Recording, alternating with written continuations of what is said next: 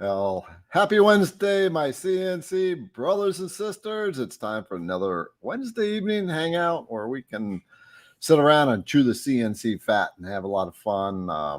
Talk CNC, ask me some questions. I'll do my best to answer. Machine, router bits, design, whatever else. And yeah, so let's just do the house rules real quick.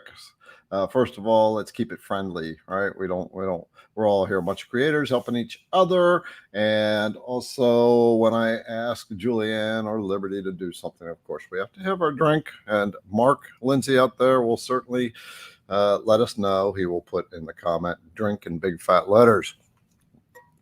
All right, so let's see who we got on board. All right, Gary Lynn, what's going on? And Ed Agers. Hope I didn't mess that up. Patrick Gaynor and Gary Hudson, WXXROIY, Erickson Design, and Doug's Hobby Shop, and Jack in the Shop. Hey, Jack, what's going on there, brother? Jack has got some very cool clamps if you ever want to check them out. If I'm talking about something, then Julianne will put in the comments a link for what I'm talking about so that you can go check it out. But Jack in the Shop has some very cool toe clamps that just drop right into your spoil board and you just shoot a screw in the side. It's very, very cool. Make sure you go check it out. All right, Clay and Crafty Jans. My mom, Misty Woods Tradecraft, love that. Ralph and Norman, and Absolute Best Custom Wood Products. That name catches me every single time. Oz, what's going on? And Bruce. Who else we got? Kevin, Ellen. Hello, Sister Ellen. I keep saying we need to get her on here. Julianne, make sure you make a point to get in touch with her. We'll bring her on as a special guest. And speaking of special guests, we've got a very cool one coming next week. Super excited. So when I was down at the IWF show last week, we ran into someone I've run into quite a few times as I've gone to the different shows, and that is our friend Izzy Swan. And so I talked to him last time I saw him down at the Workbench Con, and talked to him this time at the IWF. And I said, Izzy, will you come on board and come on as a special guest? And he said, absolutely. So he's agreed to come in on board next week. And so we get to share some space with the very popular Izzy. He has done some very, very interesting projects over the years. He has made some really weird things that work on drills. So, yeah, I'll send email out to CNC Insiders. Who else we got on board? Ernie, and I said Brooks. Okay. All right. Well, in the background right now, Liberty is not on board, but we have Julianne. I'll bring her on board real quick. Julianne is the administrative coordinator for IDC Woodcraft. She keeps a ship running. She is couldn't do it without her. And yeah, she was taking lots of notes down at IWF when we were down there. Lots of notes. I had notes on the cell phone. I had notes on the iPad. I had notes in the notebooks. Pulling them all together was just, oh my gosh, it was a lot. So okay, all right. Well, so your questions, brothers and sisters, bring them on. Just put a couple question marks before that, and Julianne will make sure to star them for me. And if not, we'll just talk CNC stuff. I'll tell you what's going on here, where I'm at with the alt mill right now, which I'll tell you in a little bit. Let's see, we got John on board and Pete on board, and what was that? Winston. I always like that name, Winston. Ronnie and Big Me Woodworking, Mark Lindsay, brother Mark. Yeah, okay. All right, well, Julianne will be in the background. She'll be chewing the fat with you and making sure she stars your question. So we are going to bring on some questions. I do want to share something with you, though, a very big deal for me. I have been, the IDC Woodcraft business got started in my living room in my apartment, in my living room. The living room was virtually empty when I moved in. It was pretty much a bachelor pad. I was not. It was not a place I wanted to bring people, but I had my kitchen table with this little CNC machine on it. Started off with a Bob CNC. Sawdust all over the apartment. Started making videos. And then got into solving some problems and realized router bits was a big question people had on their minds. And so started to solve that, particularly starter sets. And then it just blossomed from there. And now IDC Woodcraft is full-blown router bit supplier for you. And now we are starting to get into some other things which are going to be coming up very soon, which means we need to bring some more people on board. I need a product manager, someone who can source, determine, assess, and determine the right products to bring into the IDC Woodcraft product line, and do the sourcing and be the frontline person on that. And then you would work directly with Julianne and Liberty as it works through the process. So yeah, big major position that we are adding on. And so Mark Lindsay is the first one who has commented on our post for this show. So Mark gets the big hoopla award. Anyway, I was talking about my business, right? So now we've moved into this shop, which is a 1 bay and a 3 bay garage. And then where we do the shipping and processing, it's kind of what we've affectionately have called the dungeon. But I've always had this dream of a particular type of house. Something with a grand view, like a very country feel inside the house, a nice workshop, rural but convenient country, so to speak. And I have found it, and I now have an accepted contract, or what do you put it? I put an offer and I accepted it. And so now we're going through the process of getting things finalized. So in another couple more months after I move in, then I'll start upgrading the shop there. And so we can move up there. We won't be that far out of town in Madison, but it'll be very nice. We'll have a great place to see. So I do want to share this. I'm really happy because I've been dreaming about this place, this type of, really this place for probably about 20 years. And so I'm just going to show you real quick. Now we'll get into some of our questions. So that's the house, my brothers and sisters, that I am picking up. That's the view. That's the front yard. Then the garage next to the house and the workshop is sitting off on the other side of the driveway. And that's where we will be doing stuff from as things get transitioned over to there. So very, very happy that I have finally found something like that. So super, super cool. And downstairs has a kitchenette, extra bedroom. So, you know, people come to visit, they need to crash, got a place to crash. And who knows, Julianne, maybe we'll just have to build another building where people can come and just, they'll start training right live. All right. Thank you. Thank you guys. Nice road trip to Garrett's. Yep. Yeah, to my new place. Maybe I'll have a pool. What I want to do is the entire yard is fenced in. And what I want to do is open a part up, or be able to open it up back in the woods and start to put out feed where bring the deer up so I can enjoy the deer in the evening. Deer and turkey, that is. Okay. So we got Gary Lynn for our first question. What's going on there, Gary? Okay, is there any way we could have a list of members of the insiders list so we could contact someone from our area, our list of designers, to help designing projects? Thank you guys for all you do. Okay. So we have actually talked about this, and we're still debating. So I'll put this out to this group here, and so you can respond to me. Julianne, monitor these responses, please. By the way, I asked her to do something, take a drink. All right.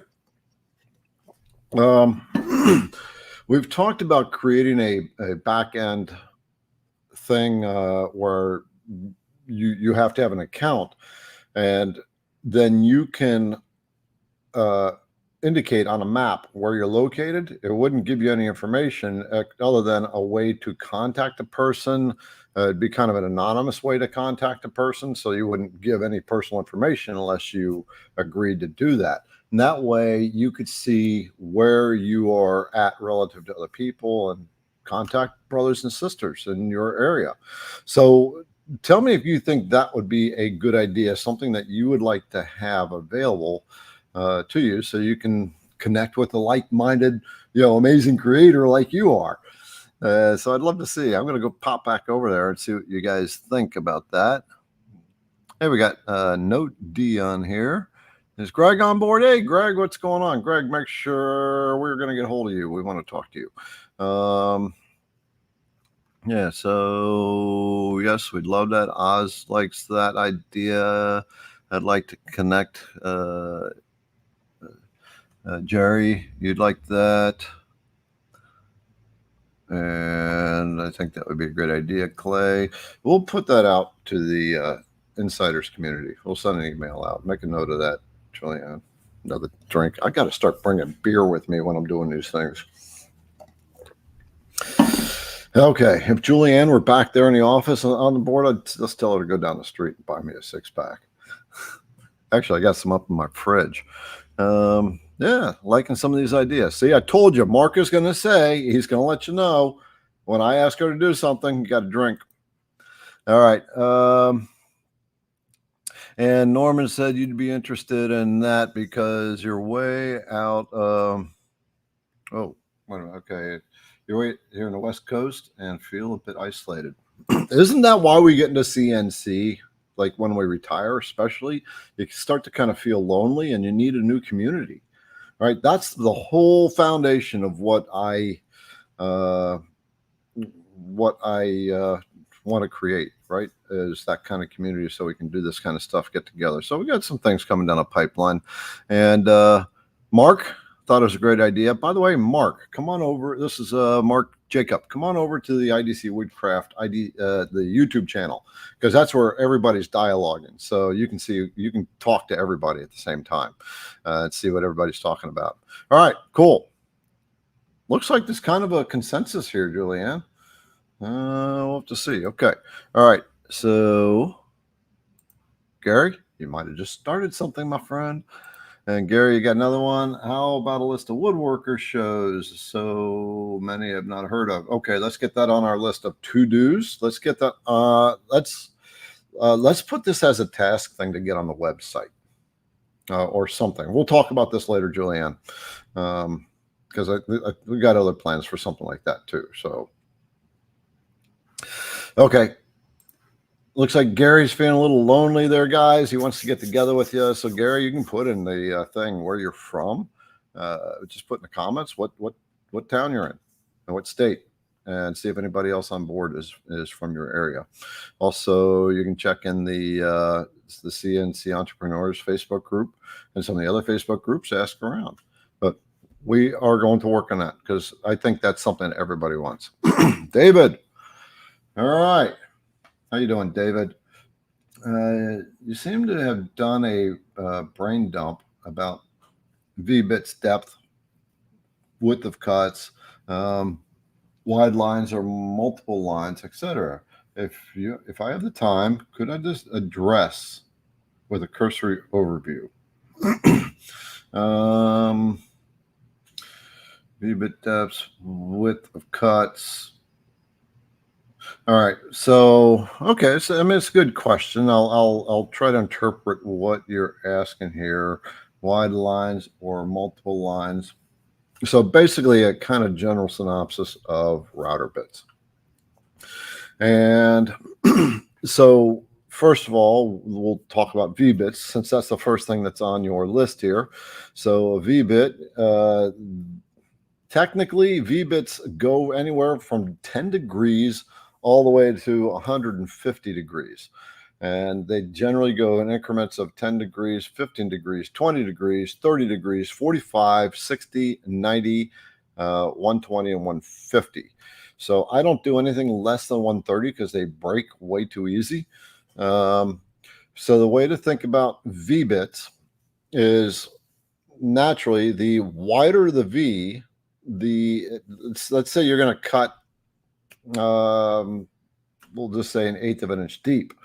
And so if you have a narrow V bit, right, that when you get to 1/8 of an inch deep, you're going to have a very narrow but deep slot. And as you get wider, that V is going to widen out like that. So that's one of the first things to think about. And when it comes to V bits, if you have narrow,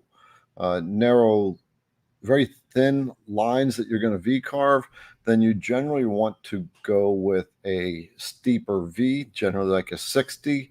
If you're getting really fine, like handwriting type of fine, then you might want to even consider a 45 or a 30. And so let's see, that kind of covers that. When you're doing V carving, and I don't have a V carving project out here. When you're doing V carving, then one of the things you want to take into consideration is how broad the V carves get. So the V carve, you can carve words that are like, let's see if I can find, let's just open up my Vectric. I'm going to, let me find the right one here. All right, I'll just share my entire screen. There, and there. By the way, I'm going to do a video on 3D models and bringing them in, importing them.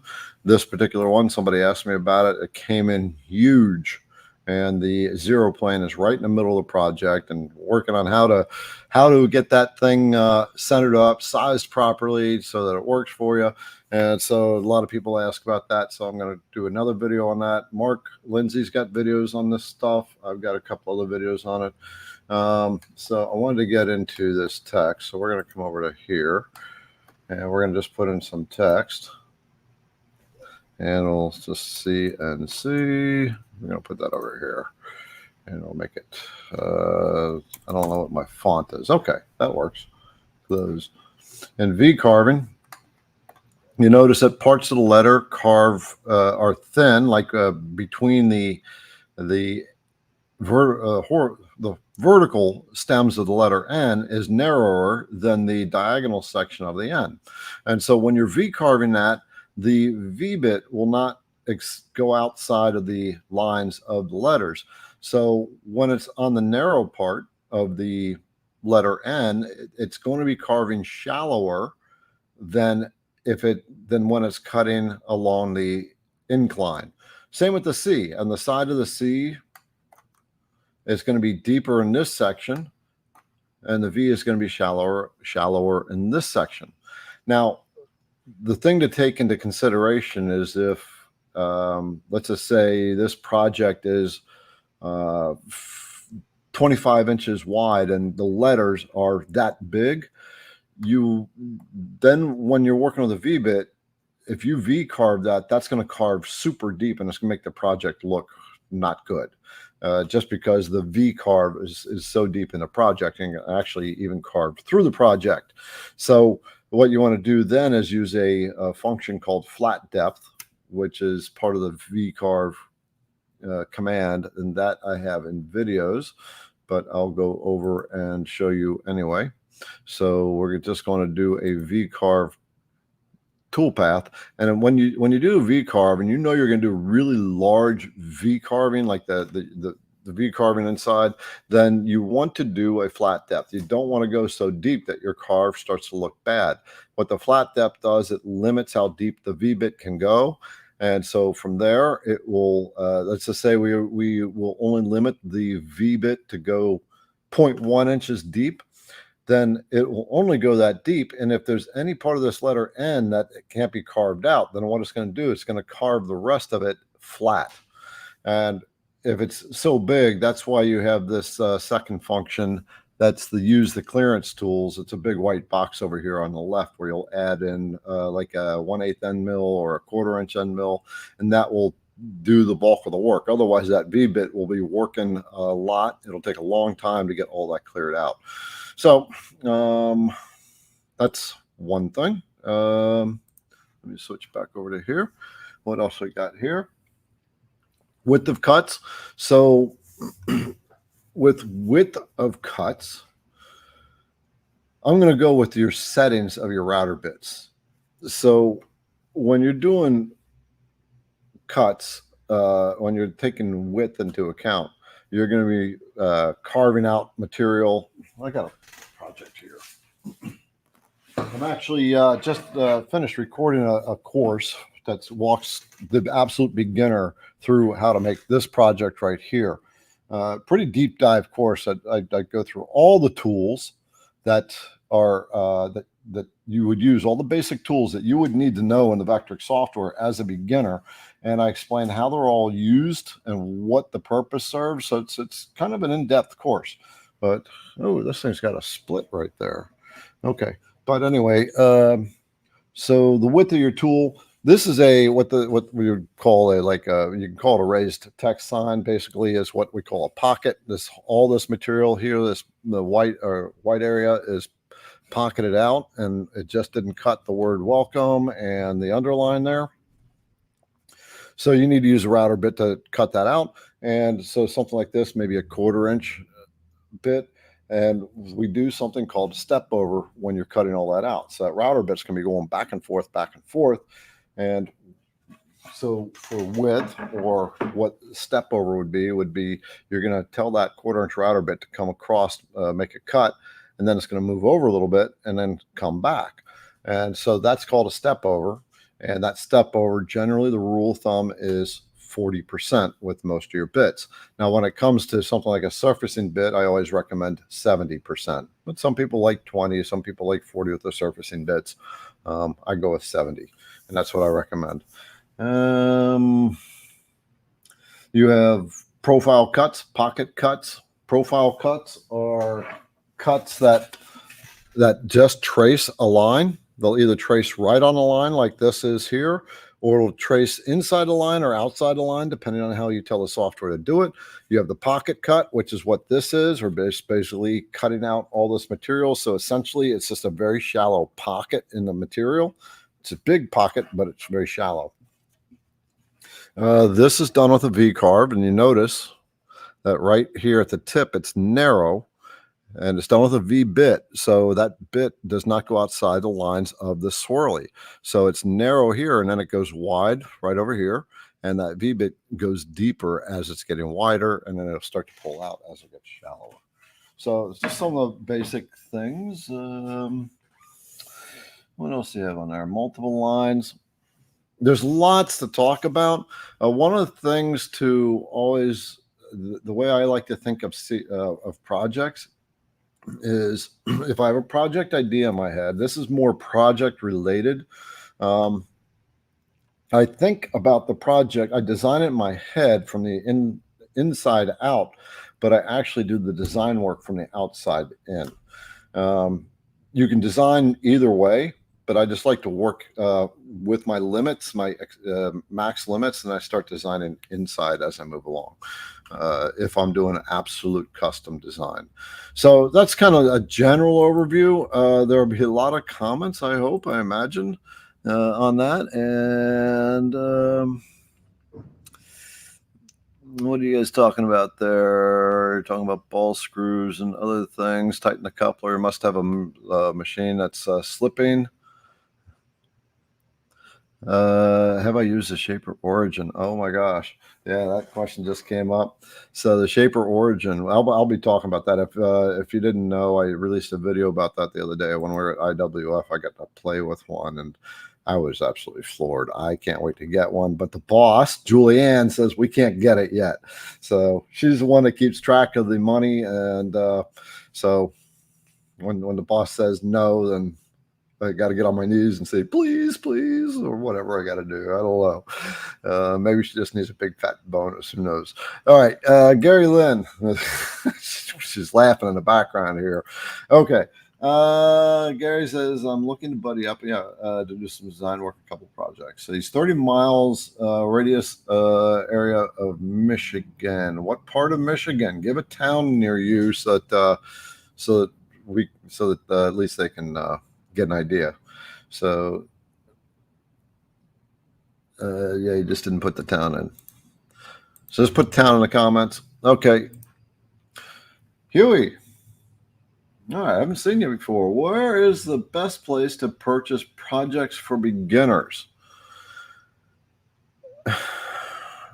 That's a pretty loaded question, and I'll tell you why.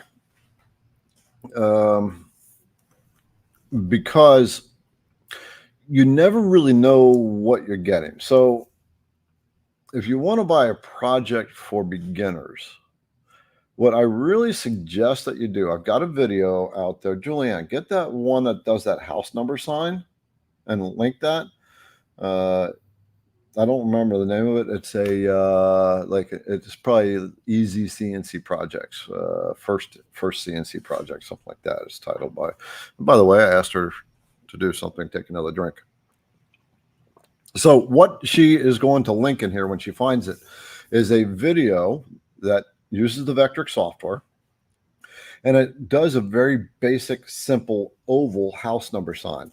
And I walk you through the whole process of how to create the oval. It's very easy. It really is. So you create the oval, you put the number in, so you use your house number. I tell you how to set up the tool path, and I run you through the whole process, put it on the machine. And so the best way, Huey, to get projects for beginners is to create your own. Right. This is because if we're getting projects from other people, number one, we don't always know what we're getting. And when you get projects like off of Etsy or something, because there's a ton of files on Etsy, a ton of files. But if you're a beginner, you want to start basic and simple. And that's what this video does. It's a very simple project. And the thing with when you're purchasing files from people, you might get that file in, you import it into your software, and then you go to carve it, you set up a tool path, and you go to carve it, and it looks really choppy. And that can be because you got something called a DXF file, a project that has lots of curves in it, and you got it as something called a DXF file, which puts a whole bunch of something called nodes into that design, block nodes. And every block node does funny stuff. The bit wants to pull out sometimes on block nodes, and it can make it look really choppy. So if you're brand new, watch that video. Work through that. It's an easy process, and you'll start to grasp the basics. When you're buying files online, you want to know what you're getting. So I would just wait until you get some experimentation under your belt. And yeah, Mark even said he usually suggests an address sign as a first project. You don't have to hang it up. Just design it and cut it. Exactly. The first project, I kind of like to think of it like this. Your first project may not look pretty, but it's your own award. There's two amazing moments when you are doing maybe three, when you're doing your CNC stuff for the first time. Number one is when you actually get your first design done and you're looking at it going, yeah, you feel good. The next one is when you get it over to your machine and that machine actually starts doing what you want it to do to make that sign. And so there's another celebration. And the third one is when you're done with that project and you pull it off that machine and you're holding in your hands something that you dreamed up in your head. That's the beauty of CNC, because everything comes from your imagination, unless you buy projects from other people. All right. But we do that at times too, particularly with the 2.5D files. Those have to be built, and those require just another level of thought. And there's so many 2.5D files out there that you can usually find what you want. All right.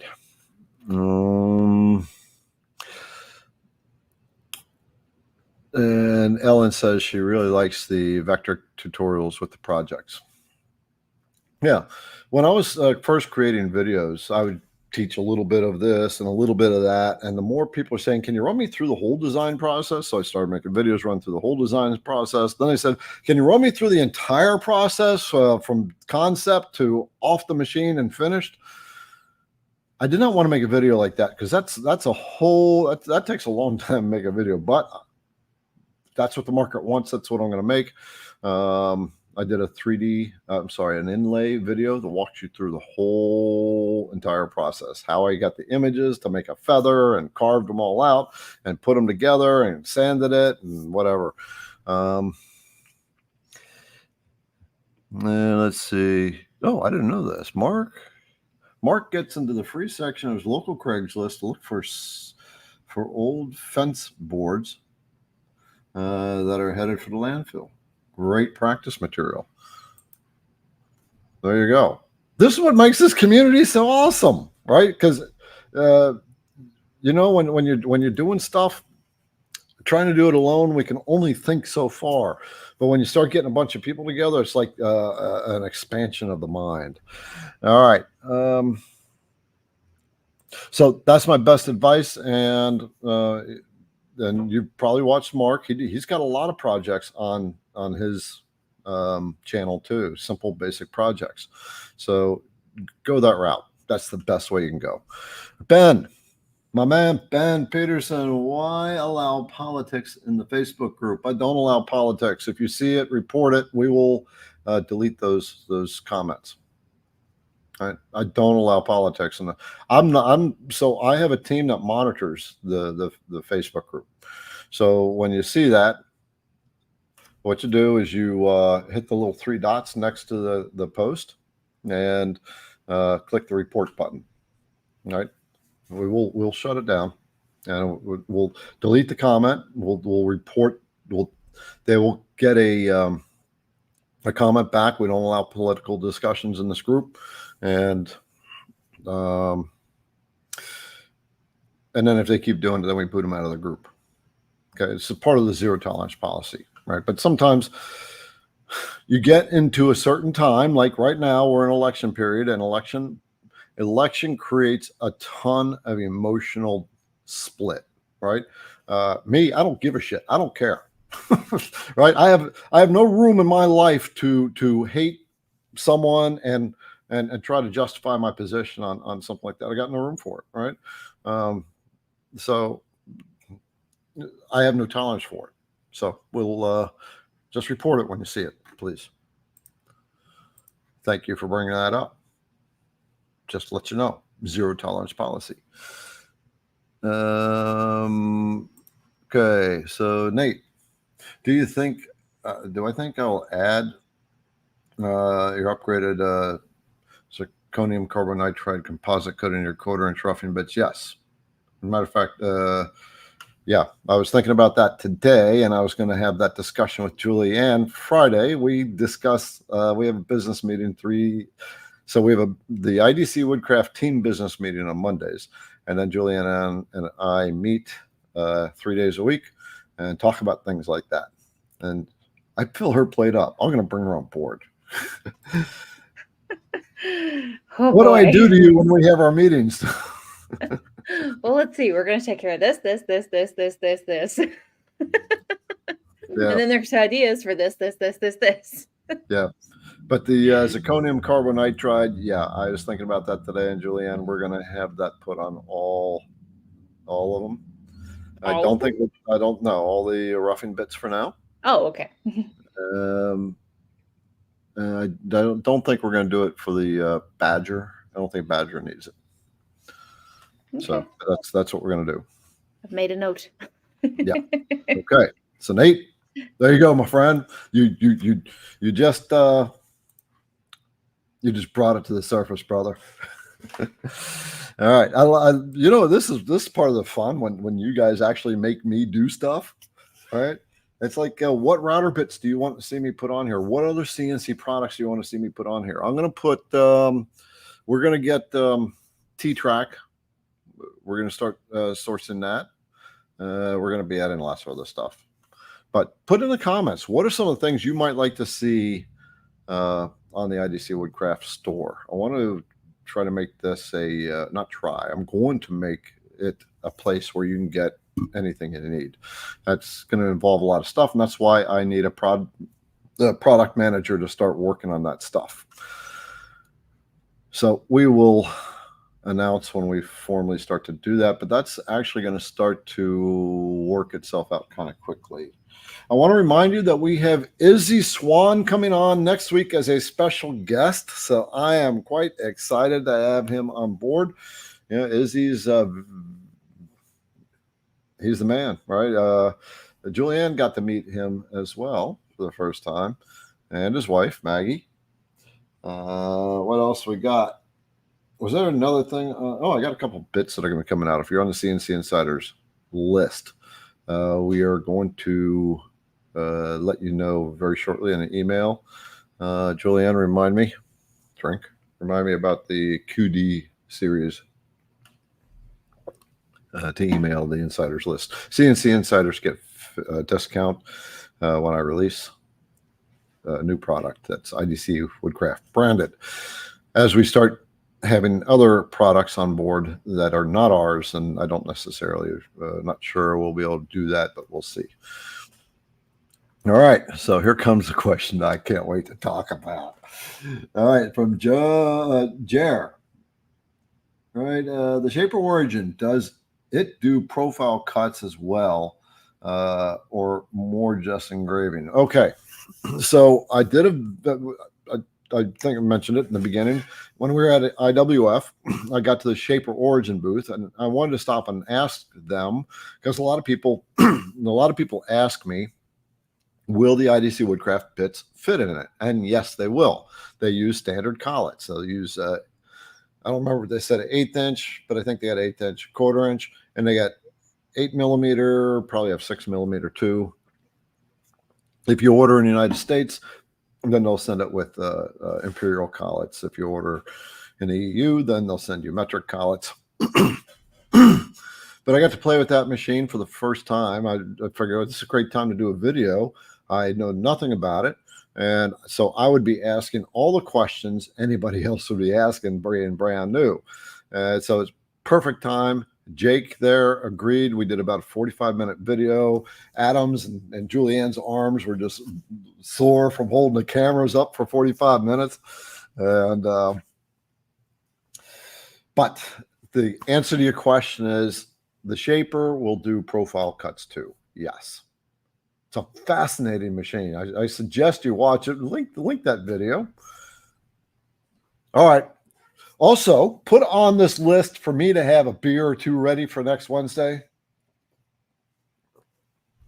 All right. Okay. Answer your question is yes. When I get one, I am going to play with it. I can't wait. I'm like chomping at the bit, drooling, but the boss says no. Julianne, please.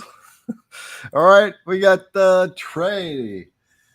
Again, I talk about how you price your jobs. Runtime equals money amount. So first of all, Trey, I don't do a lot of product sales.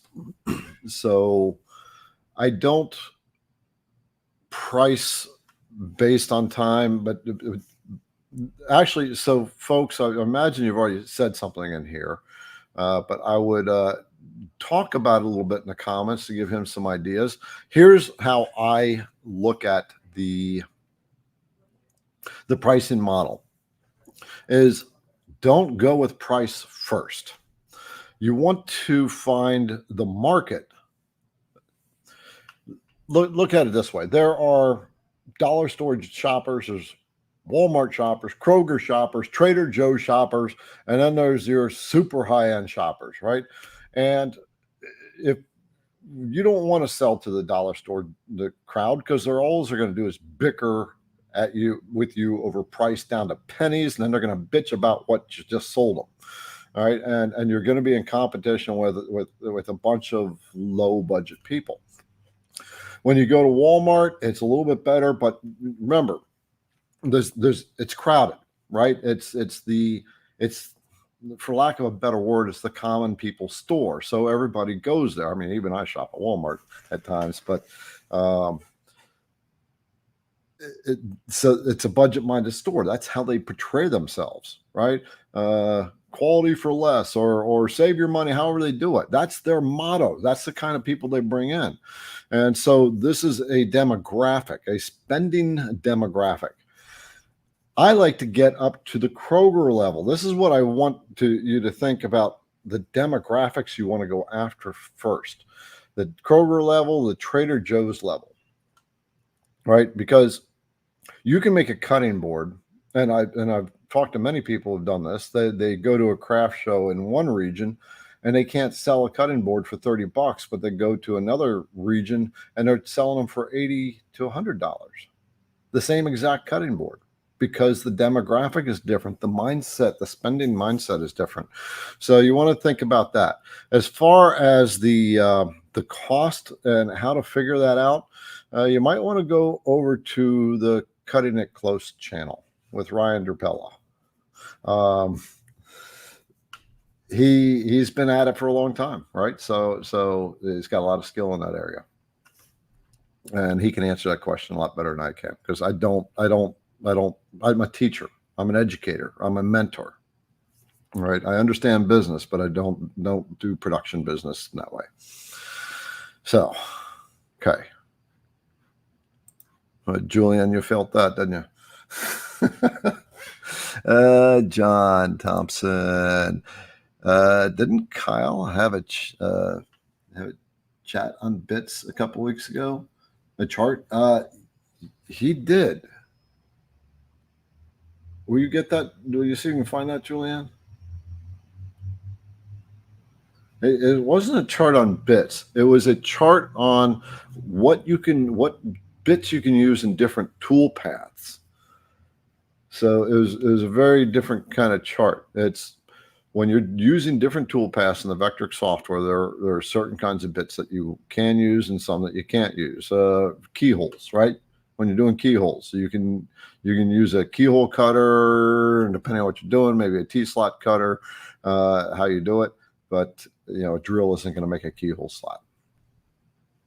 So we'll see if we can find that. But Kyle, we were bringing Kyle on a regular basis. Now he's going to be coming on about once a month. Do we have that set up yet, Julian? She's working on it. So by the way, Kyle is, well, what do you want to say? Come on out and tell me what you want to say. We will have him on every other month per his request. Yes. Okay. All right, there you go. So, but we'll get with him. Make a note of that, and we will get with him. I'm actually in the automatic habit now. Every time I say something, I just pick up my cup. All right, when I ask her to do something. Okay. Dennis,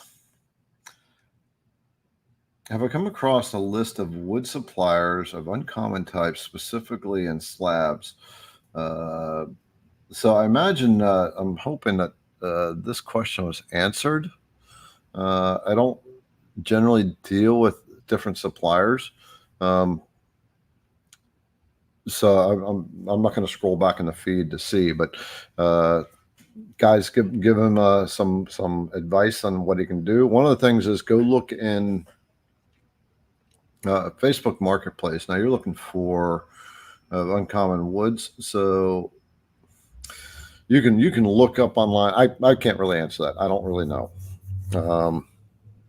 I know that you can find some unusual woods on Facebook Marketplace. There are suppliers out there. If you buy them from suppliers like websites, sometimes it's going to cost you a little bit more than normal. Here's a little trick I have heard many times. The people that make stuff out of exotic woods, they have a lot of scrap, and usually that scrap gets burnt. So you can go and ask to buy that scrap, or if they'll give it to you. And sometimes it's big scrap. All right. Richard, I run a long mill controller and G sender. When setting idle, the machine is engaged, should be able to turn should be able to turn one of the ball screws. I was surprised when it did. I thought it would be locked in. Okay, so all right, I'm going to bring up G-Sender. Let me make sure I got the machine turned on. I'm going to show you how to fix that. So what he's saying is, you have your drive motor there. You have your drive motor for your X, and you have your two drive motors for your Y, and the machine is on, and but it's idle. Let's say it's carving in the X direction, but it's not moving in the Y. What he's experiencing right now is the Y motors are not locked up, and when the machine is sitting idle, they're not locked up either. So he can freehand it. Now he can just grab the end of the screw and move them. So it's just a setting in G-Sender, and I got to launch G-Sender. I got to remember where this is at. I've got mine turned on. I got to wait for it to fire up. If it'll fire up. Come on, G-Sender. Here we go. All right. We are turned on. I'm going to come back. I'm going to transfer over. This is something I suggest everybody do.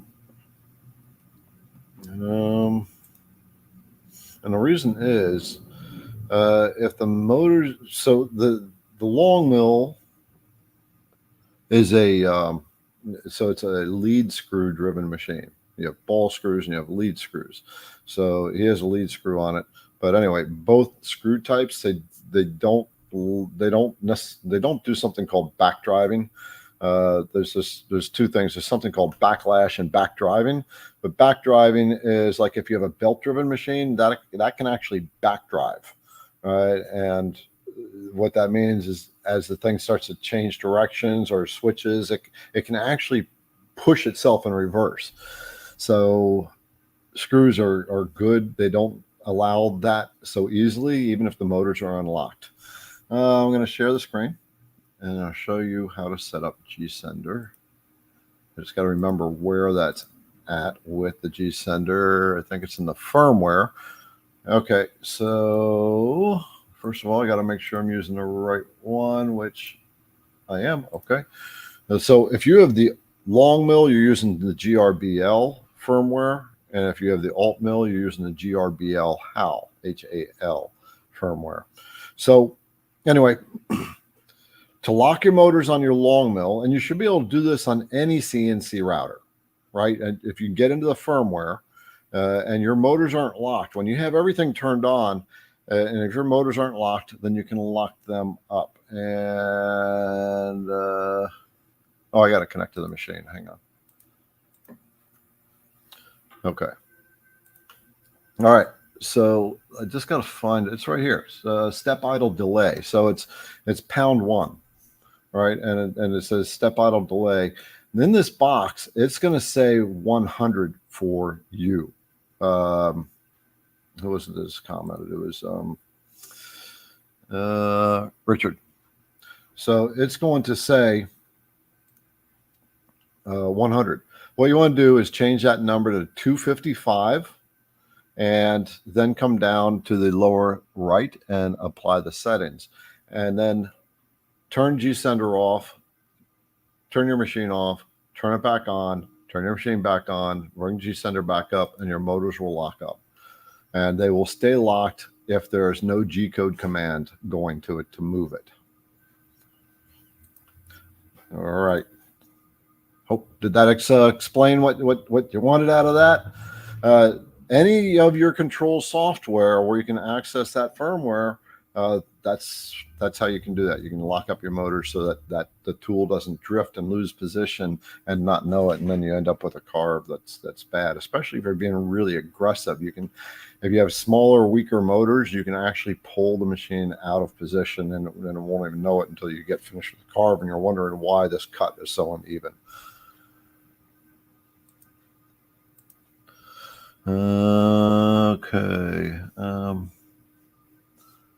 Let's see. Just seeing what you guys are talking about. Some people talking to Mark. And Ben, he said the motors will only resist as much with as much power as they have. Yes.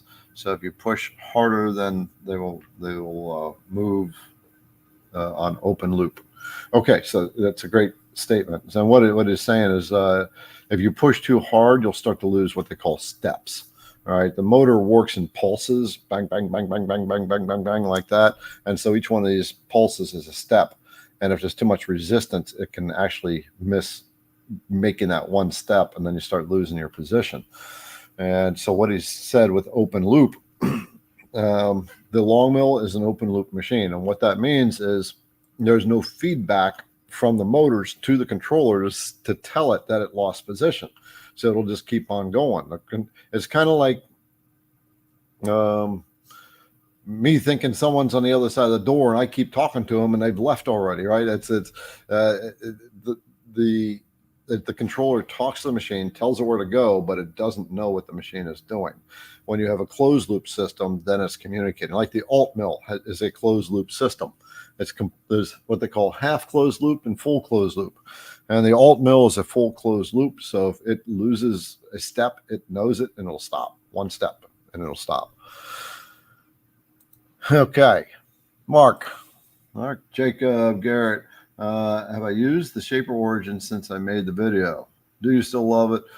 Dude, I'm just still in love with what it did. I have not used it since. You've just already heard me. The boss said I can't have my new toy yet. And so I have not played with it anymore. But I have talked to a couple people, and quite a few people DM'd me. And so here's what they said. It's literally not your CNC router like what you got right here. Okay, it's its own tool that it can accommodate. If you're doing production work, you can use it to write your signature. That was the coolest part when I was doing my signature, because I can't remember what it was, auto carve or something, some setting, and I would tell the router to plunge down once it knew where that mark was and I was over it.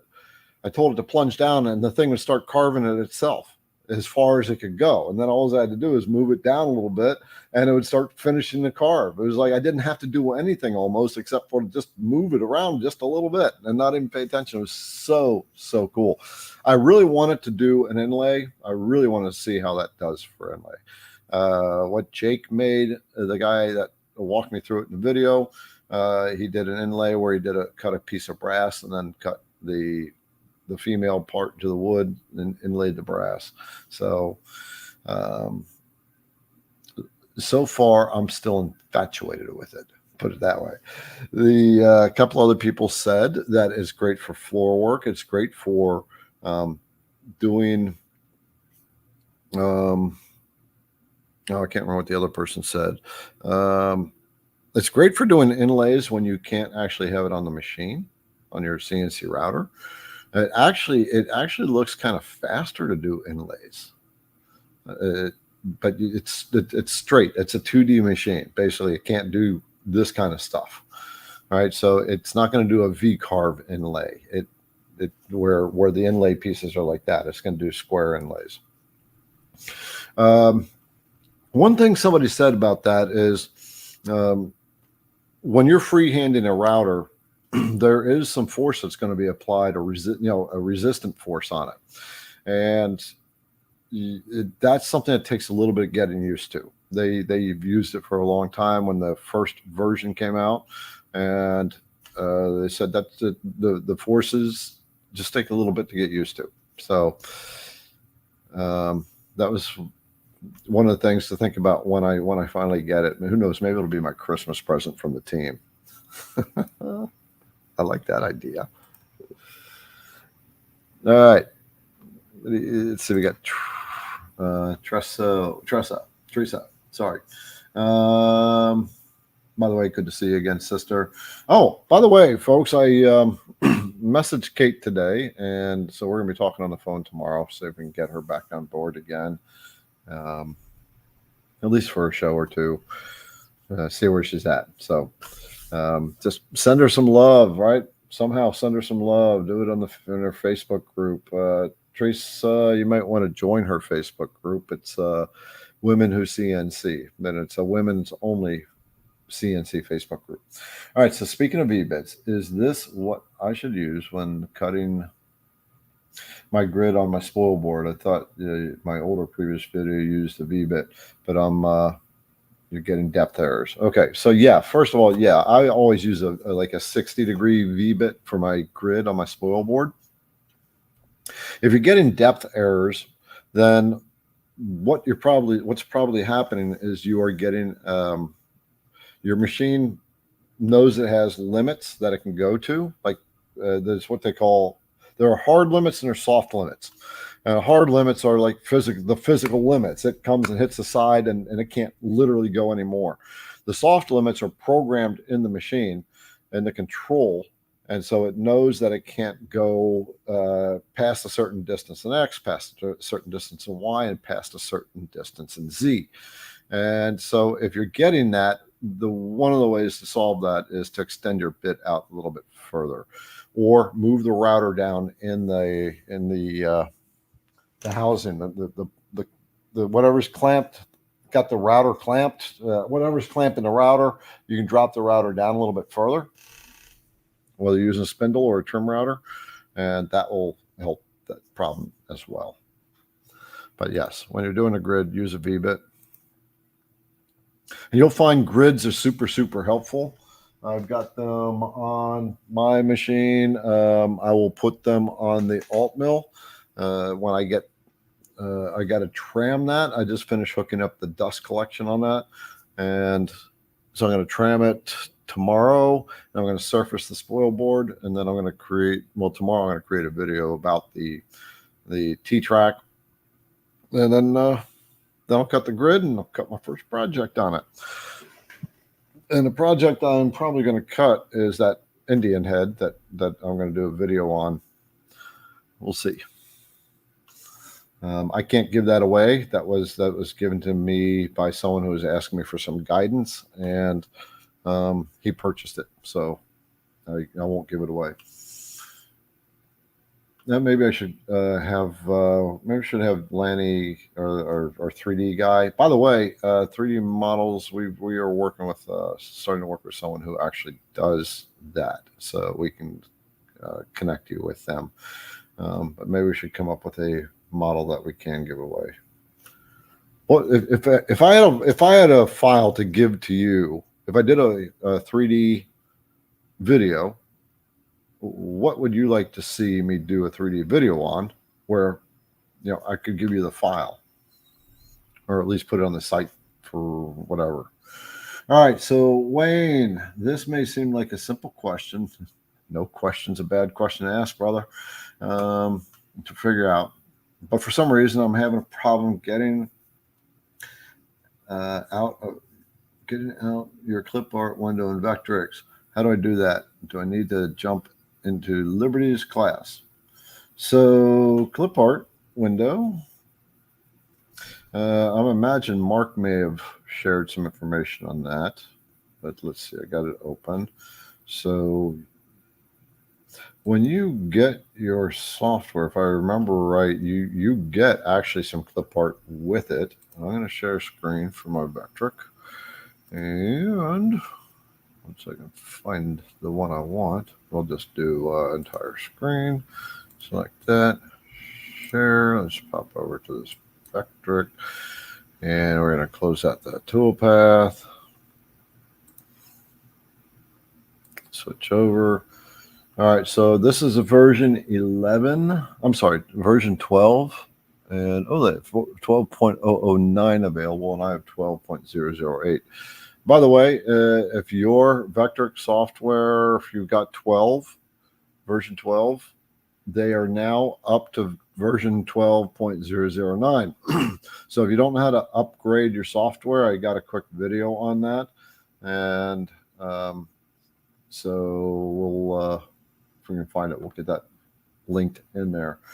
So we were talking about clip art. So at the side, there are these tabs. Mark, I'm going to need to talk to you and find out what you did to move the tabs to the bottom. But there's a setting in there, probably in that options, that options menu. But anyway, when you go to the clip art tab, you should have clip art. There's going to be two directories. There's going to be a clip art and the design and make. So the design and make are the files that you actually purchase from Vectric, but the clip art one is the ones that should come default in your software, as long as you don't have Cut 2D. The Cut 2D will not have the clip art in it because Cut 2D does not do 3D models. And then you'll have everything there for the clip art. And from there, you should be able to just scroll through it and drag your projects out and start moving them around and doing what you want with them. So I think when you go to your portal, there are also, when you go to your, I'm going to go into the Vectric portal. Let's see how to get to the Vectric portal. I just got to sign in. And so sign in and okay. And I have to allow it to connect. I know you're not watching me. I'm just connecting into the Vectric portal. And it has let me do it. And so my products, if I remember, VCarve Pro. And I don't remember how to get to my stuff, to my page. Anyway, when you go to your download page, oh, that's what it is. When you go to your download page, you're going to have a bunch of tabs where you can download a bunch of files, and then you import them. Now, they do different things, but I haven't really looked at them too much. So I'm not, Mark, I'm going to lean on you a lot tonight. Maybe I should drink to asking Mark to say something. Or do something. Anyway, that's how I get to it, and it's always been there when I started using my software. Let's see what we're talking about. Erickson, if you want a 3D project to build and share, okay. So Erickson Design, if you want a 3D project to build and share, he can send you one that he just finished designing and building this weekend. Simple grid pattern for a 3D surface, willing to contribute. Let's see what it is. Yeah. Okay, Julianne. Yeah, so Garrett at IDCWoodcraft.com. That's where you'd send to. I can know that one, Julianne. Okay, let's pop that one out. So Mark said go to options and look down under window layout tab. Will you copy this, please, Julianne? Copy what Mark said there. I don't always like to make that change because when I do videos that people haven't changed it, then they're wondering how the heck did I get that down there, and I'd have to explain that in every single video when I'm dealing with beginner videos.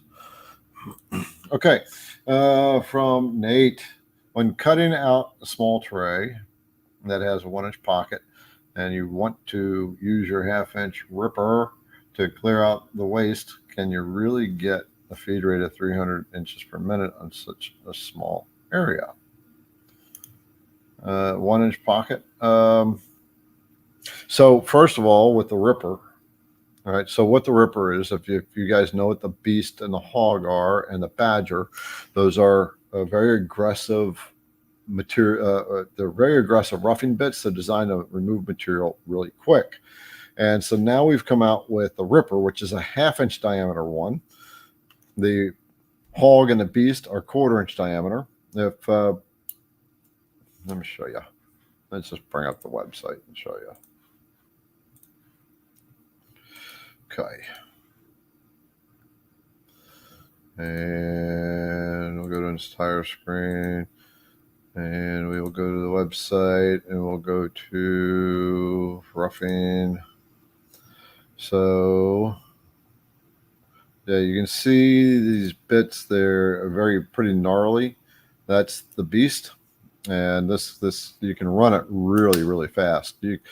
I've run this at 1,000 inches per minute. So, but I ran it at that on a bigger machine. But the Ripper the Ripper is a 1/2-inch version. We're currently out of stock of the piece, by the way. But if you want to get it, just come into this page and say, notify me when available, fill out the form, and you will get a text as soon as it comes in. They sell out very, very quickly. We'll be getting some in here very shortly again. And we are upping our inventory. So the Ripper, you are doing that at just a 1-inch square. The first thing I was going to say is those bits, you want to make sure your project is secure, all right? Because they're aggressive upcut bits. And if you don't have a nice secure project, you can actually pull it up off the table. So just be careful about that. As far as the Ripper goes, on a 1-inch pocket, the thing will be done so fast, at 300 inches per minute. Basically, here's what I would do on this.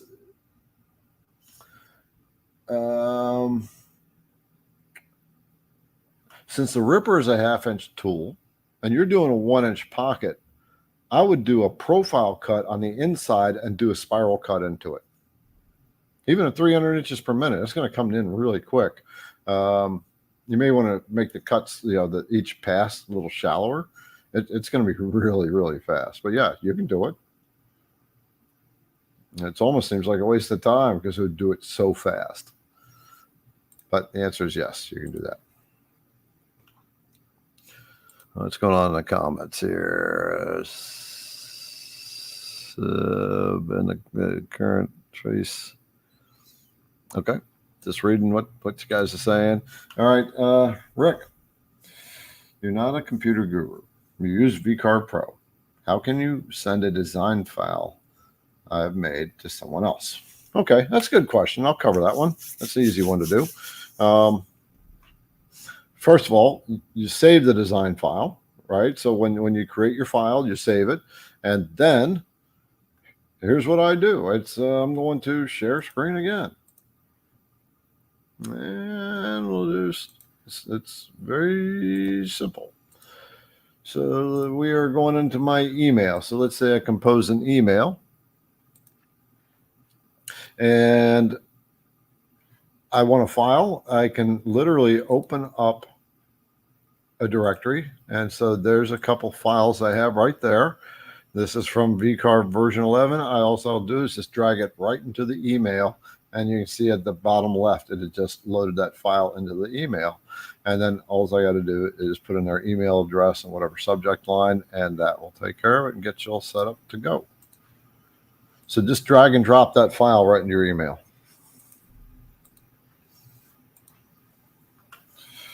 Wayne, one-on-one with Kate and Kyle's course coming soon. Which would start helping me most to get running? You need a link. Okay, so put a link to Kyle's course in there. So what he's asking is he's got the Vectric software, one of the versions, and he's asking about a one-on-one with Kate. Kate is on sabbatical with one-on-ones, but Liberty, the who does the shipping here, she is up to speed enough where she is now doing one-on-ones, and you can put a link in there for that page as well. So Julianne's going to put a link for the one-on-one. So here's how this works. The best thing to do with if you're learning it, the best thing to do is take Kyle's course, right? Because it's very structured and it's going to start you at the very beginning and work your way up. All right. The one-on-one, we generally use that if you are kind of stuck somewhere, and we'll get you unstuck, and then you'll learn a lot of other tools at the same time. Now you can schedule with her to get some of that going, to get your foundation set up a one-on-one, but I do recommend Kyle's course. So Kyle Ely is from Learn Your CNC. Julianne put a link in the comments. Click that link. You'll see what he does. He does courses for the Vectric software for all the variations, the Cut 2D, the VCarve, and the Aspire. He's got a little freebie course too, so you can see how he teaches, but literally he takes you from the very beginning and walks you through the process of the software. And you can, once you sign up, you're in it for life. All right. You have access to all the courses whenever you want. He also has a weekly live, which is a different thing. It's like a subscription type of thing, where he does a different project every week and he walks you through the whole project, and it's live where you can ask him questions directly. So one-on-ones are there to help you get unstuck, and the course is there to get you trained up. For those of you who have taken Kyle's course, gotten into it, put into him what you think. Do you think you should take the course or do a one-on-one? One-on-ones are great, by the way, on the other hand, because when you get 1 hour of dedicated time, you're not only learning the thing that you were wondering about, but you're also getting a whole bunch of other stuff that you don't even realize. 1 hour of one-on-one gets you miles. And of course, you get the recording. So you can go back over it. What are you guys talking about there? All right. This comes from Christian Cross and Plaque Company, Garrett. By the way, so the Christian Cross and Plaque Company. This I want to talk to you guys about, for those of you who are working to develop a business. The business name that this person has is a perfect name. Because it's very clear what he does, right? Of how he is oriented, right? His business is niched into Christian products, specifically crosses and plaques. So, if I'm looking for that, this is telling me, that name right there tells me this guy is doing exactly what I'm looking for. Right. So, Garrett, do you think you'll ever have any bits that have changeable knives on them? So you're talking about drag knives. Yeah, people have asked me about that from time. Oh, well, wait a minute. You're not talking about drag knives. You're talking about insert cutters. Yes, we will have them. We are actively working on that right now. So your typical, this isn't the right kind of bit here, but this is a 1/4 inch down cutter. But some, there's bits that are solid carbide. There's bits that are brazed. They have carbide tips on them, but the bodies are a different material, like 4140 is what ours is made of. And then there's the ones where you can unscrew the cutting edge and put a new an insert in and replace the insert. All right. So yeah, we are actively working on that right now. Yes, I will definitely be getting those on the site. There's a lot of bits we're going to be adding to the site. This is why I need a product person to manage that end. All right, to make sure the sourcing is on time, keep people on schedule, make sure the expectations are met, and source new product. Right, so they're going to be a frontline person to doing that. David, I've managed to bend both of your big stiffies 1/2 inch and 1 inch. They hit end grain and dug in. I use IDC speeds and feeds. So let's see, they dug in. So when we say dig in, then so here's the first thing I'm going to think about on that. And this is why I put out this chart. And it may be a different issue, but we'll replace them, right? If you got them, we'll replace them. The chucking table, right? When we're using the big body bits, we don't want them to be hanging way out because there's just a lot of mass down at the bottom, and that can throw a lot of stress into the bit and actually bend it or break it. So you use a 1/2 inch and a 1 inch. So I'd like to know about these two. Send me some images of that, and I want to see the bits. And Julianne, make a note of that to watch for that email. So Garrett at IDCwoodcraft.com. All right. Dick, could I suggest a feed rate in curly maple with a 1/4-inch carbide bit? So that depends on the machine you have. I need to know what machine you have. So let's just say you have the long mill. You should be able to run at,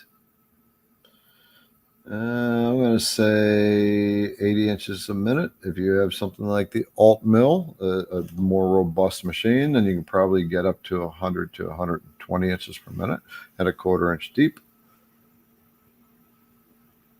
Your spindle speeds are going to change, though. Let's take a look. Mark, you sent me a message.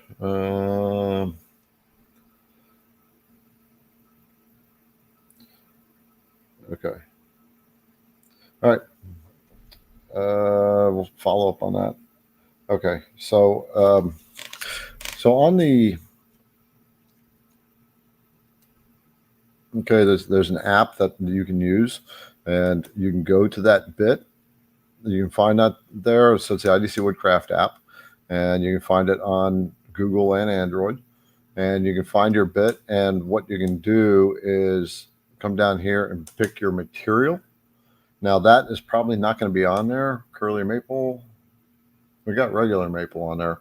When I hit that, it's going to set some feeds and speeds, and then what it's doing is taking into account the Jenga scale, the material, and it's calculating on that. But there's so many different kinds of materials. So RPMs, as you're increasing your feed rate, you want to bring your RPMs up a little bit too. I feel a little off tonight. Like I'm just not quite on the ball as much as I like to be tonight. What are you guys all talking about over here? I want to come over and see. So I got two screens here. One is where I just have the questions that Julianne asks, and then we have the regular the questions that she stars. It goes into a separate spot so I can find them, and then we have the live stream where you all are talking. Mark said curly maple and hard maple are basically identical as far as feed rates are connected. So get the IDC Woodcraft app and use that there. Those settings to start with. They are conservative settings. Kevin is taken off. So Kevin, have a good evening.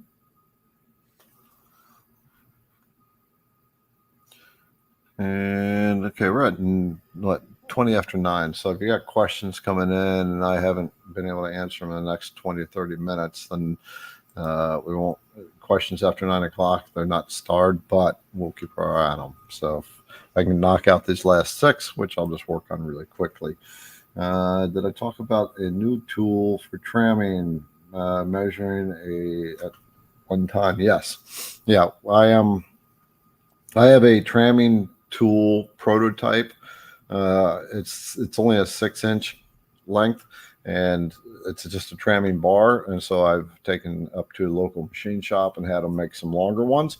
So I'm going to start off with, once they send them to me, and I play with them a little bit and determine whether a 9-inch or 12-inch, which one I want. Then we'll start sourcing it and getting them on board. So it's going to start off, it's going to be the pin style tramming bar, right? So you just swing a pin around and look for the gap and put a piece of paper under it. And we're going to then add an indicator, a test indicator to it later on, give that option as well. And Oz is, how about Kyle's wedding gift? Oh, good question. Julianne, have to bring her on board. Looks like she's frozen up a little bit. There we go. I don't think so. Yeah, your screen's a little fuzzy. It's like your internet is, you're kind of looking like a blob at the moment. Oh, thanks. I love being blobbish. That's on my end, at least. So, okay. So first of all, you all know that. Thanks for Oz for mentioning that. So a few weeks ago, a bunch of people contributed to Kyle Ely's, the guy from Learn Your CNC. He got married 2 weeks ago, And so a lot of people contributed to a wedding gift for him. And so Julianne, she took care of it. The girls took care of it. And so you're going to have to give feedback on it because we did promise. Well, I was looking to get the exact amount. Okay. So that night, you guys actually donated $234.99. And that's not including what we matched in the sales that night. So we had about, a good $450 to play with to get Kyle and Bella's wedding gift. So what we did is they weren't sure exactly what they needed. So they were like, give us a gift card. Well, we didn't stop at a gift card. Yeah, they wanted a gift card. It was like, come on, no. There's all your brothers and sisters are like contributing to this. So we split it half and half. We did $200 on an Amazon gift card for them. And then we did $200 in a basket that included a nice wine that was from Australia, a couple different kinds of cheeses, a couple preserves, crackers, a marble cutting board, just a bunch of, it had pears in it. It was quite the robust gift basket. So yeah, we went with quality and then we included a little bitty message, from all the creators in the community and us here at IDC. Congratulations on your nuptials. So yeah, it was really sweet. And plus I know it got delivered because I got a picture where the delivery guys at their house. Cool. So, but yeah, and I believe Kyle sent out an email, I think it was earlier this week, giving a big thank you for everybody's support and generosity. And so it was really nice to do that. So thank you all for contributing to that, for sure. Yeah, maybe all will donate and contribute to my housewarming gift. You know what? That's actually not needed. I'm just so grateful to be able to get a house. The house that I've been dreaming about for so long. No, Clay. Garrett did not make the cutting board. It came from the place we got the gift basket from. I'm sorry. I should have, but yeah. We still could have. Kyle's probably got 100 cutting boards already. Wow.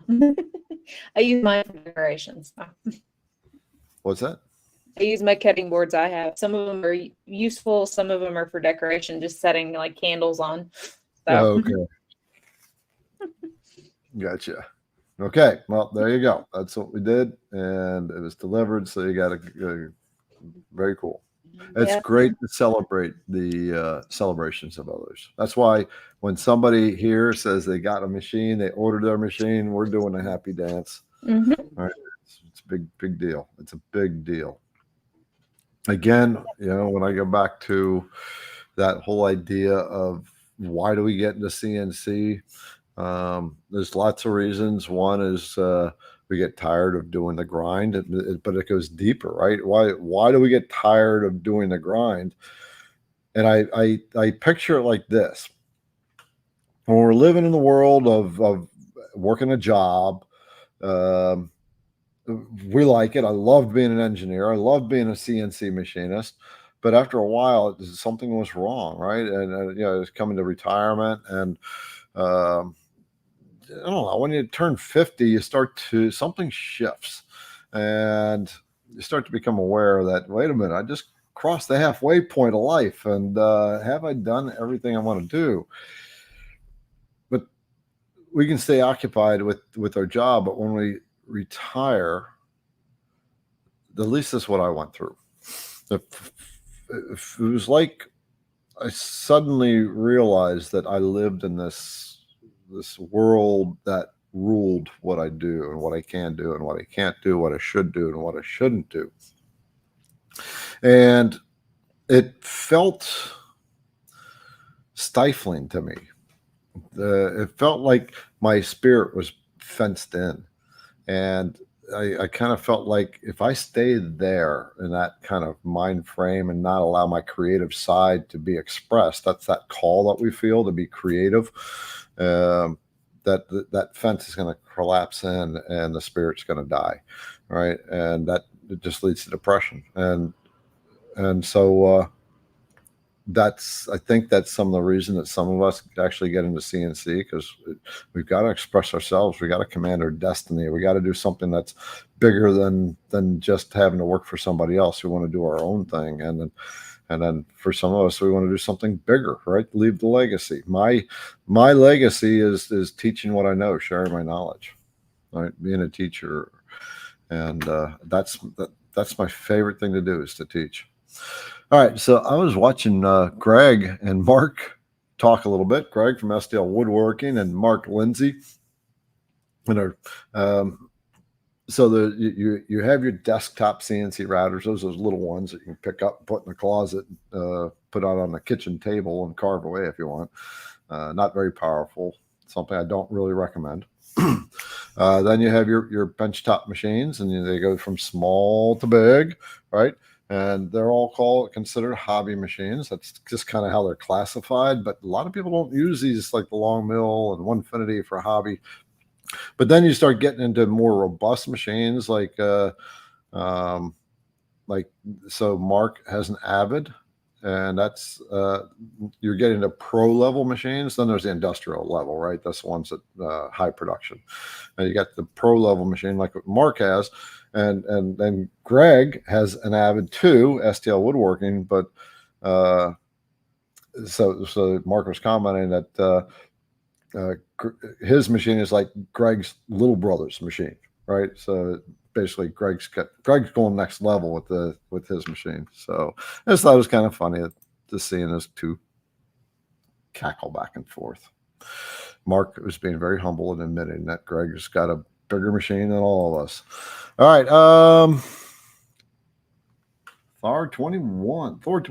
Is it? Yeah, it's Thor. I believe on the X card, you change the dip switches. You can just do this in the firmware of in the G Sender.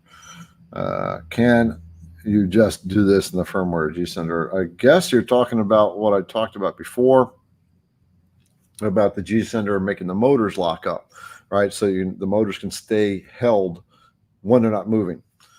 And so, yeah, I think there's dip switch too, but you just do it in the firmware. You get all the firmware control in G Sender, where you can just change it all right in the G Sender firmware area. We're going to open it up. I still got it launched. I got to turn the machine back on. Share screen. Go here, go there. Or G Sender. There's a firmware screen. And so you can change all your stuff right here. You don't have to go change dip switches. Now, if you got to get in and change dip switches, only do that when you're talking to the company that made the machine. I don't suggest, unless you absolutely know the guts of your machine, don't start changing dip switches on the control board, on the circuit boards, because you can throw things off. So, yeah, you can access all that on G Sender. Let's get from John. Is that the same for Bob CNC and using G Sender? So I think Bob CNC, they tend to recommend using UGS, which I can't stand UGS, right? I switch over to G Sender. It'll be much better, and it will work for Bob CNC. And yes, it should be the same for Bob CNC. Wandering Star. Okay, glad to see ya. Every time I flipped over to the streaming comments, didn't see your name. So glad you're here.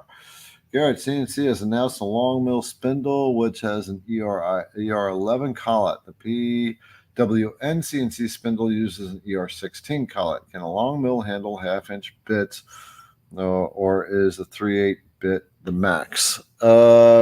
So for the 1.5 kilowatt spindle that they have, it's an ER16. It can handle up to 3/8.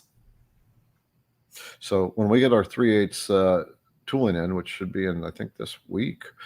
Is it coming in this week, Julianne? Okay, should be in this week. We're having the 3/8 Ripper. Which, have we come up with a name yet? We got the Beast, the Badger, the Hog, the Ripper. So that's taking the 1/8 inch, the 1/4 inch, and the 1/2 inch. Now we are still working on a name for the 3/8 inch. Yeah, come on, give us some names. We keep getting some suggestions. So the girls are working through that. But anyway, so the ER16 does not have a 1/2 inch collet. I want to double check. Just let me. I'm going to go over and grab my collets and take a look. See what we got.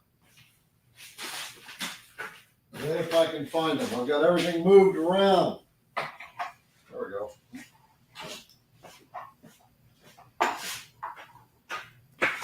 Okay. And we go up to just looking at the collet. Okay, so for ER16, you can only go up to 3/8. It doesn't even look like it's got enough room for a 1/2 inch, but I'll double check. Mark or Greg, do you know if a ER16 handles a 1/2 inch? I'm surprised I don't know that one.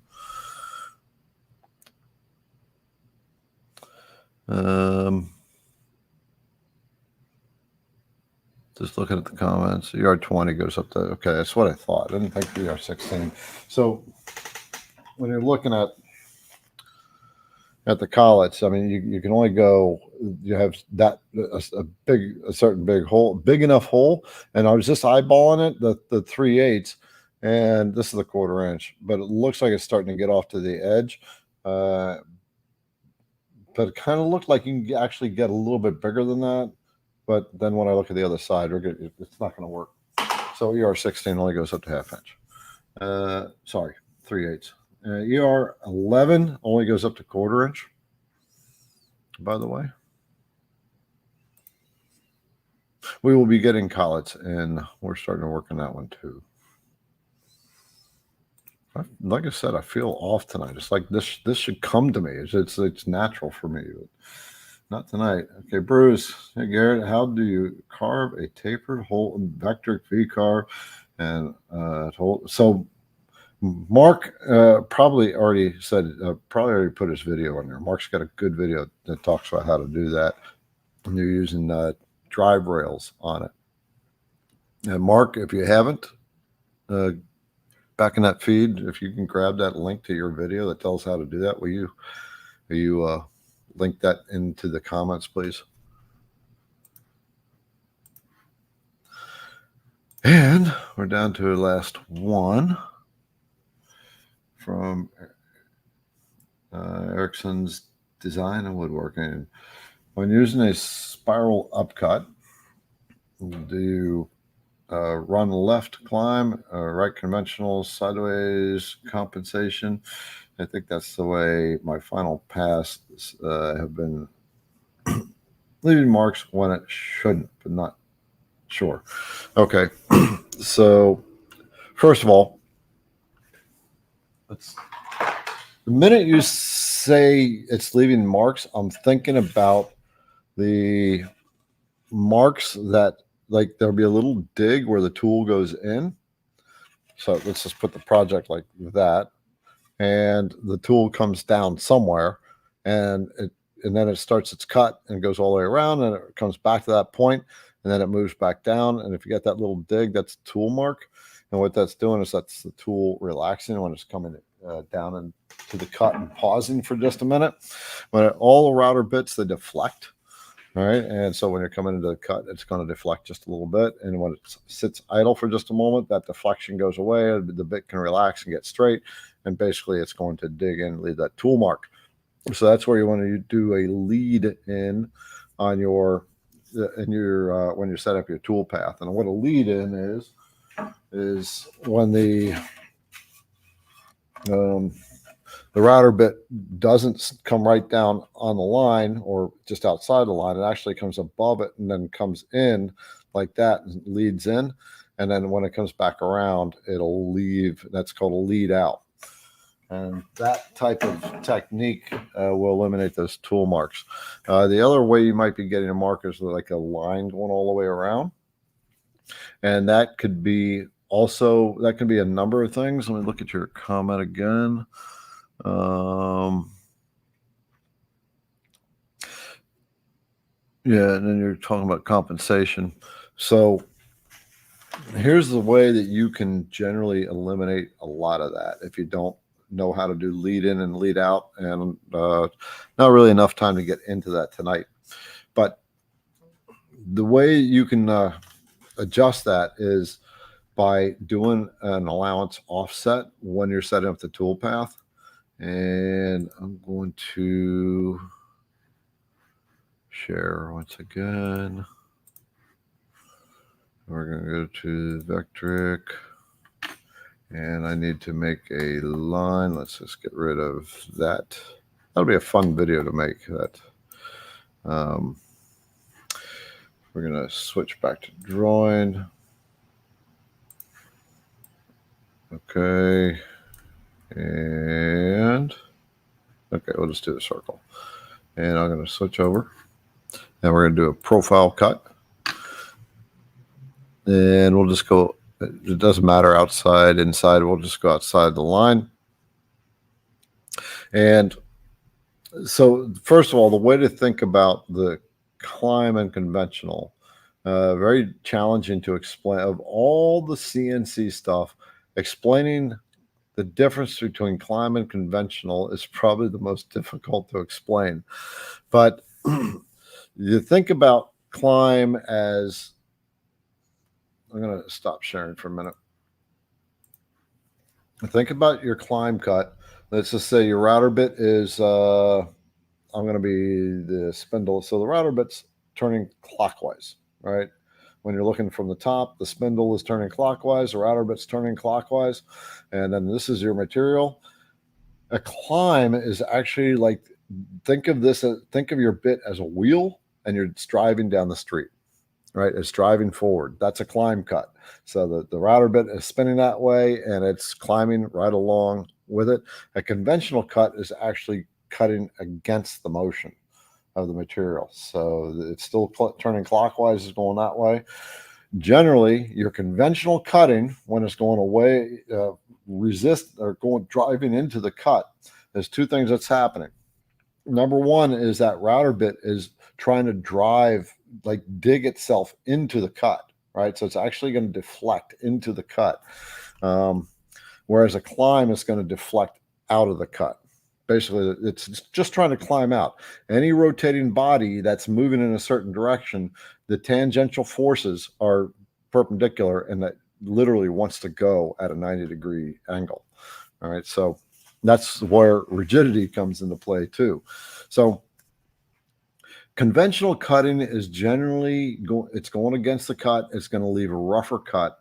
Your climb cut will leave a finish cut. And that's why in the Vectric software, when you're doing a profile, there's the tool in there where you can change the direction on the last pass.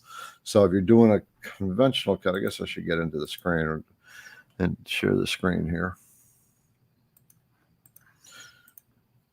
And okay, so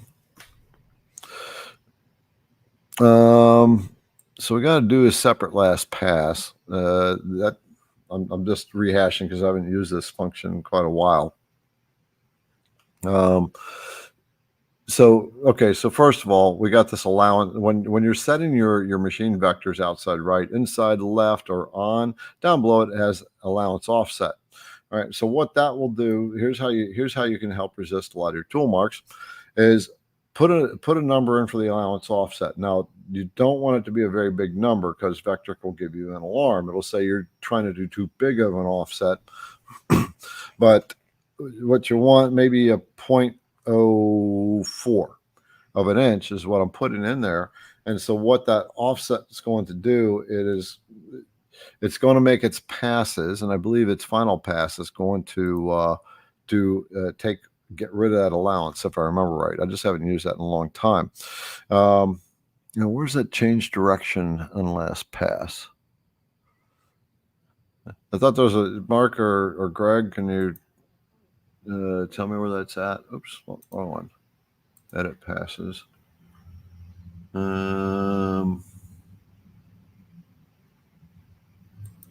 Okay, I just haven't used that feature in quite a while. But use the allowance, and when I generate that toolpath, I'm going to take a look at the toolpath. Go to the top. There we go. And I come in there. Let's get into our, so it doesn't clean up with that offset. All right, I'm going to have to say at the moment I'm accusing of confusing offset allowance with last pass. Yeah, like I said, I'm feeling a little off tonight, and I can sense it right now. It's like, why am I not remembering this? Reverse. Okay. I can look back into it.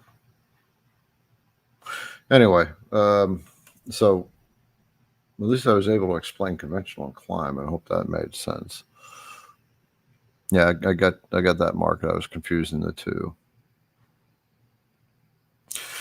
What was the one where I can do that separate last pass with an allowance of 0.1 is what he uses. So Mark uses an allowance of 0.1 as a separate last pass. Okay. I just want to go back into the tool path. Okay, and I'm going to change my numbers real quick. Go back there because I just want to see. We'll do an allowance of 0.1 with the separate last pass. Oh, reverse directions right there. What? Good Lord. Okay, Garrett, give it the program here, brother. Thanks, Greg. Let me go back into it. And we'll go here. Okay, so there's a section in there. It's do separate last pass. And so Mark used an allowance of 0.1. I generally go with a 0.04 when I do it, but you do what works for you. Then just below that, it's got a reverse direction. So I would be on conventional for my setting up top where it says machine vectors, and then it's going to reverse direction on that last pass. We're going to do the large last pass allowance selected. Okay. All right, and that's the alarm that I would get because I'm using a 0.1 allowance. I didn't see what router bit I'm using. No, I'm using an 1/8 inch. Let's just change that to a 1/4 inch. Same thing. Okay. All right, so there we can see it. All right, so what that's doing there is it's cutting out the material. You can see, and then the very last pass is going to come in and finish it up. That inner blue line is finishing up that last pass. That's what that is. Thanks guys for getting me on track there. Yeah, Jack in the shop says I need some M&Ms. I haven't eaten M&Ms in quite a while. All right, guys, we are going to handle 1 or 2 more questions, and then we're going to head out. So you can pop in a couple questions there, Julianne.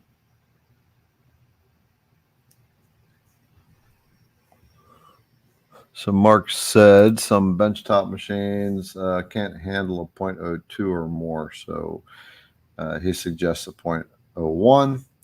He still use that with the Avid, and it works great. So you don't use a 0.1, use a 0.01. Ellen says I need some M&Ms too.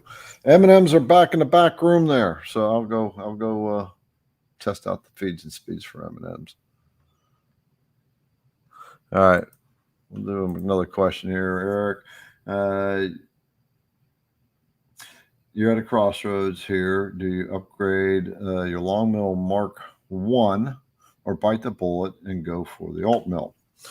All right, so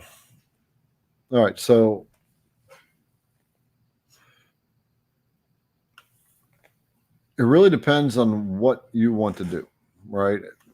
Usually what you get a machine, and if you're in business, you let the machine pay for itself and then you upgrade the machine.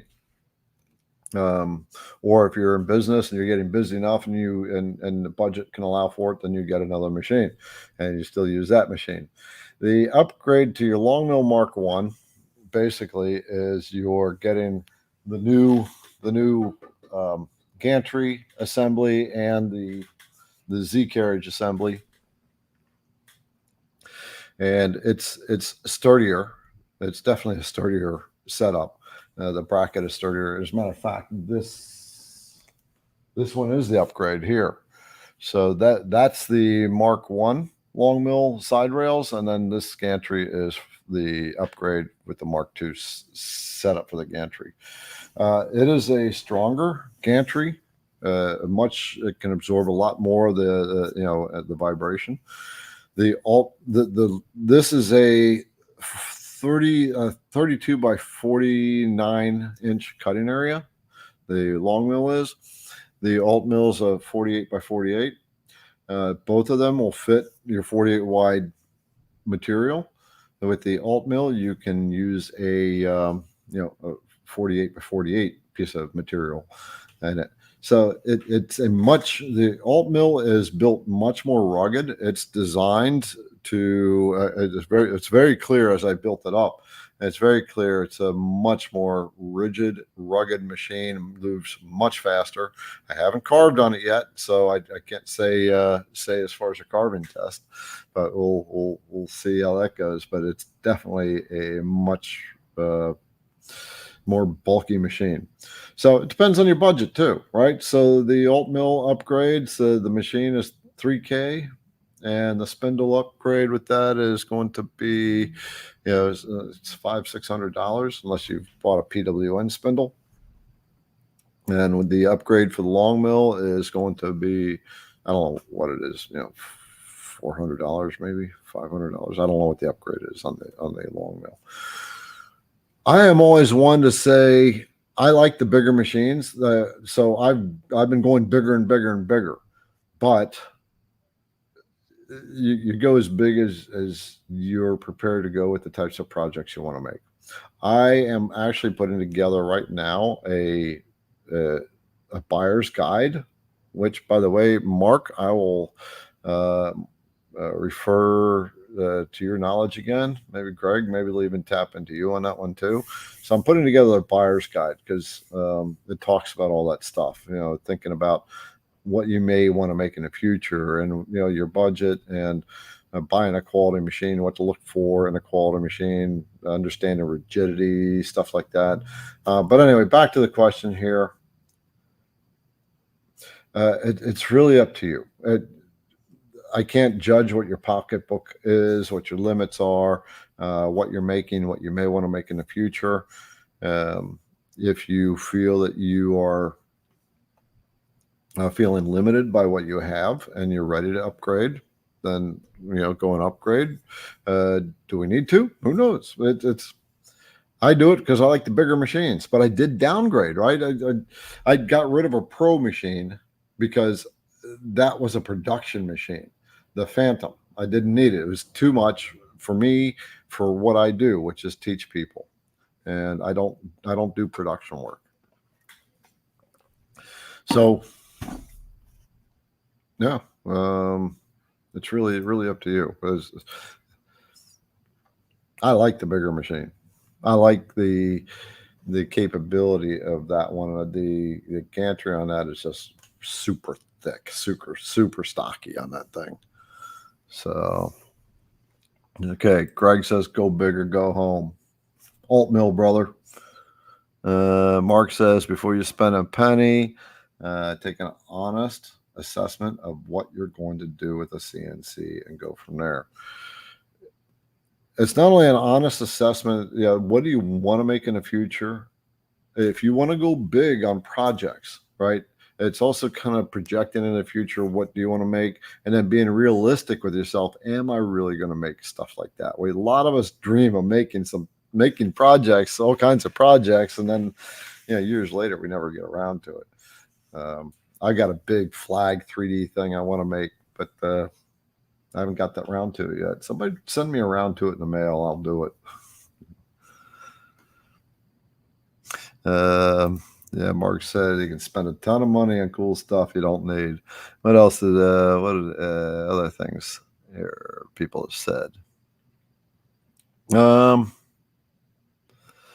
It also depends on how thick your material is. You're talking about the other thing. All right, you guys are chewing the fat back there. Julian, I'm going to bring you back out. We're going to knock off for the night. So right now, there we go. Your picture was stuck with you like that. I was closing and locking my window because it was getting kind of cold outside. Okay.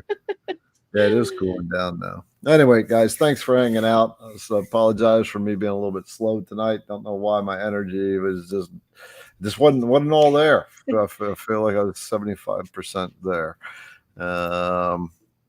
We'll stock you up with M&Ms for next week. Yeah. Chris said there's a big difference between need and want. Yeah. Mm-hmm. Yeah. Well, I mean, I don't need that house that I'm getting, but I want it. All right. I'm giving up a $600 a month of nice apartment. Do you believe that's my rent for that apartment? $600. I mean, of course, we live in Madison. So. Yeah, it's pretty good for where it's at, and yeah, you got a lot of space for it. Mm-hmm. And you can get on the roof. Oh yeah, I can get out on the roof, but I'm tired of looking at the town of Madison. Mm-hmm. And right there where all the festivals happen and stuff. Yeah. You need the shaper. Yeah, absolutely. Now, Greg is right. I need the shaper, boss. I know. Well, there happens to be somebody who's selling theirs who's in the chat, so I told him to email us. Yeah. What else? M&Ms with on the checklist. Reese's peanut butter cups. I'll have to add it. Good to grief, what? you guys. To the shipment? Yeah, to your checklist for tonight for the live. Oh, okay. Have to add get M&Ms. Yeah. All right. Well, brothers and sisters, we're gonna sign off, and I'm going to veg out. I haven't watched a movie in quite a long time. I don't watch TV. I never watch TV. I haven't watched TV in eons, other than when I'm at Sarah's. She likes to watch she likes to watch Survivor and The Bachelor or The Bachelorette. And I got to liking the Golden Bachelor or Golden Bachelorette, so that's coming on. So I'll be watching that. More mature than the Bachelor and the Bachelorette. So other than that, I don't watch TV, but I do like to watch a good action flick. Give me some suggestions on a good action movie. I'll look for them in the comments. How old do you want it to be? Like, what era do you want it from? I don't care. I like sci-fi action. Remember, we got Izzy Swan coming next week. Can't wait for that. Anything else we got to just remind them of? No. Tonight's list was pretty short. Just make sure that you click that button if you want to know when the beast and hogs and stuff are back in stock. Yeah, for sure. Because they go fast. They go super fast. Yep. We'll be getting coating on them, but this batch coming in will not have the coating. Mm-hmm. Ooh, I haven't watched that one yet. What? Beekeeper? That's the one with Jason Statham in it, isn't it? I don't know. Chuck Norris wants a CNC. Chuck Norris. Hey, I love Chuck Norris. He is in my top 3, like Hollywood. Just like, oof, okay. Yeah. Like I'll watch anything Chuck Norris. We will talk to y'all later. Have a good night, everybody. This is my only social life. You know that. It's mine too. So I know that's what it is. See y'all.